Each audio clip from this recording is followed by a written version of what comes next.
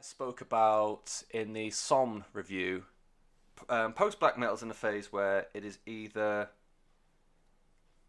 you are either very, very, very, very, very good at just the core post black metal sound. You are doing something different with it, so you're expanding out of the genre's not shackles but characteristics and like standard bearing sound, or you are going to fade into obscurity. So now I can't look at any post black metal album the same way. Also, I'm going to take a break from post black metal because I have listened to a lot of it recently. But either way, I'm going to be looking at Forgotten Paths by Saor. I don't know if I'm pronouncing that right because it is a Gaelic word. I've been pronouncing it as soar for ages, like when you soar into the clouds or whatever McGubbins, but I'm not 100% sure that's how I'm supposed to be saying it. So, anyway, it's spelled Saor.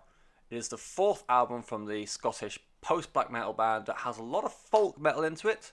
And the word sail, soar, sour, whatever, means free and unconstrained in Gaelic, which in the grand scheme of things works really well because they're a band who like to talk about nature and just with the general vibe of the folk metal, influences in the music. I think that's a very smart labeling of the band. It is headed by a gentleman called Andy Marshall, whom has a lot of one-man projects going, if I'm honest. His other fling at the moment is called Fuath, which I probably haven't pronounced that right at all. And from memory, Saor comes from, like, the band came from the ending of his previous project called Airsaid. And I remember reading about it. The reason why he called that off and rebranded as Saor is because with Airsaid, or whatever, how he pronounced it, Airsaid, there's an accent on the A, which a lot of people kept getting wrong, and it really frustrated him, and so he just turned it into Saor, which is fair enough. And now people like me can't pronounce it properly, which is also fine. Probably not. He's probably going mad somewhere, if he could ever hear this.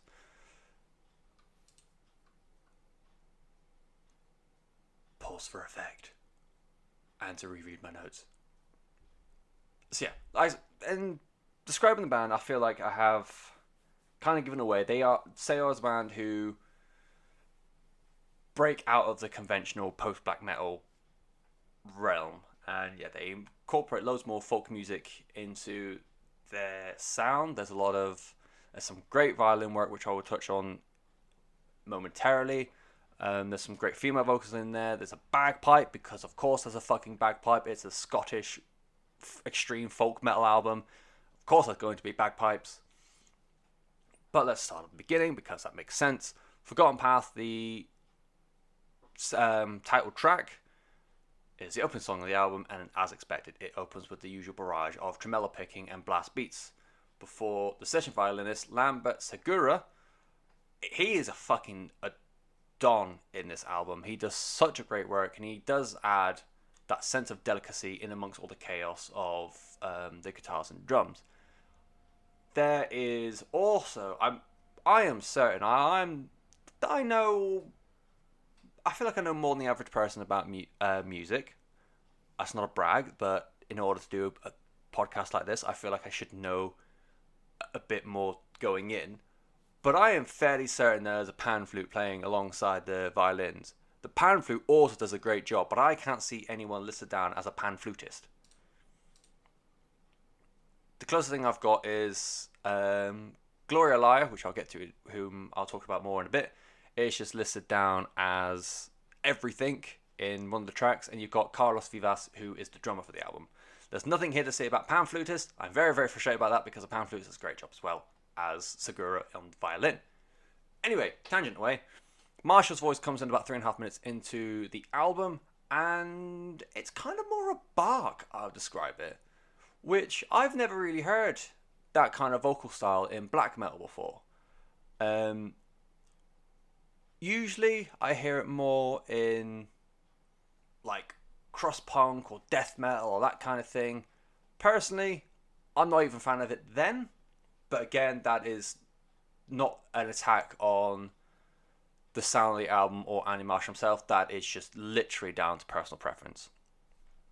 I did, however, like he's got like a whispery trade-off part somewhat through the song. I really enjoyed that. I think it does add like an eeriness to the album, which is I probably use that word a bit too much, but you know, I really enjoyed that part.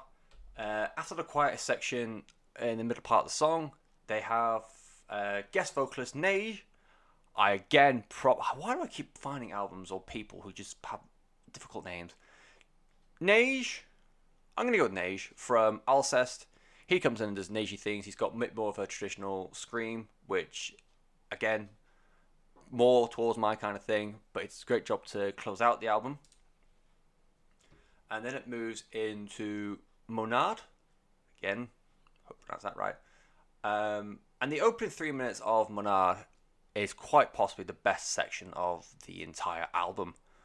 It opens for about like a minute 30 of just beautiful, soft, idyllic, like folk music.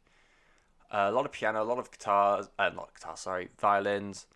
So it's probably not folk music, but you know, I'm just doing what's in front of me. And then it just swells in this huge musical battle between Segura's violin and Marshall's guitar work, to which his guitar work in this song before the vocals kick in is fucking great.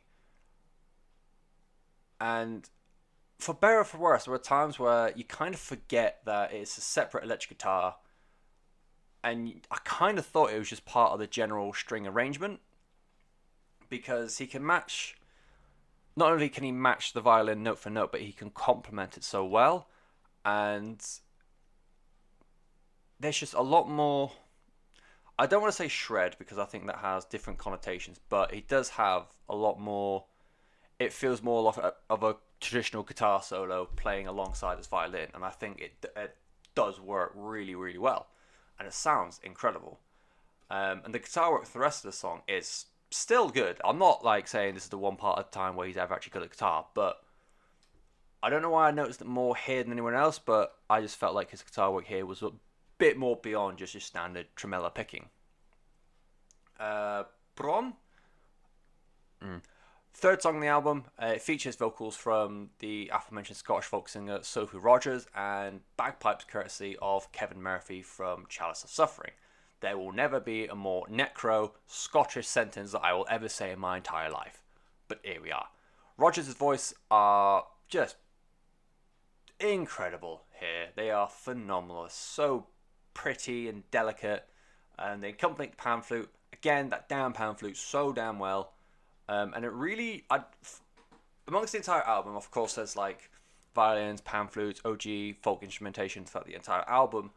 Here, combined with her vocals, you really, really feel those influences more than any other time. I don't know what it is. I think it might just be her vocal style, but I want to try and find out what her chorus lyric is.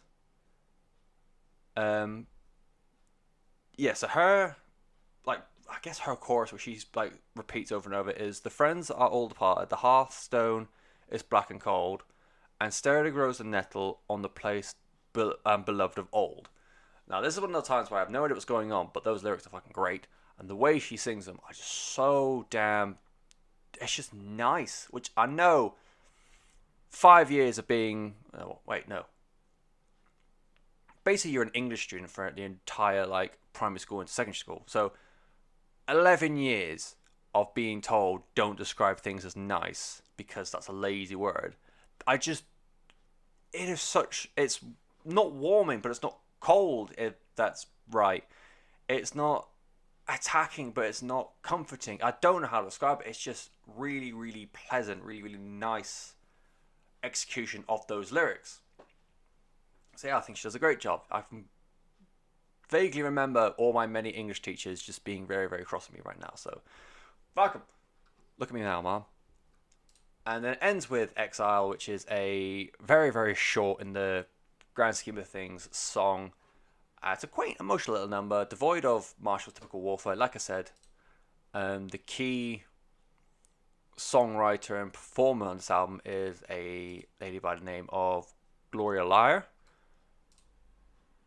I don't know how she's managed to get her way into completely writing a song from scratch for Saor, but here we are. A lovely little way to end the album. It's an instrumental, classically folk album song to round out the album. It's a somber-ended album. I quite like it. The album in itself, as a whole, has definitely ticked the different boxes. Well out the way of typical post-black metal.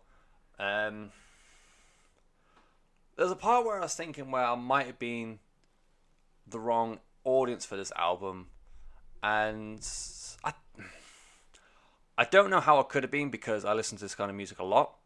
I just found myself enjoying the folk parts more, and I don't know whether that's because I listened to a lot of folk metal when I was growing up, or just what have you. But for whatever reason, it didn't click. This album didn't click to me in the same way it's clicked for everyone else. There is a lot of love for this album online. Lots of 8s and 9s out of 10s and 4s out of 5s. So I think it might just be me that it hasn't just clicked to as much. It might just be unfamiliarity with folk music used with post-black metal, whatever it is.